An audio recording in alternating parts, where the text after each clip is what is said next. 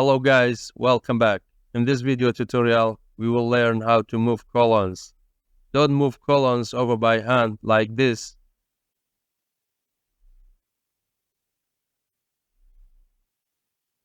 Instead do this.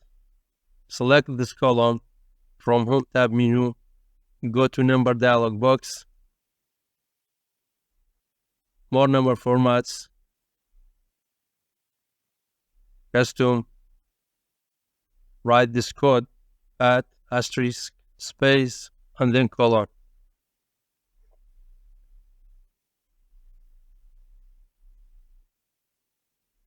Or you can press Ctrl 1 to format the data.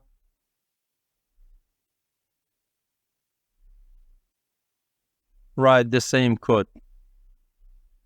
Thanks for watching. I hope you found this video to be helpful. For more daily tips and tricks, subscribe us and don't forget to like the video.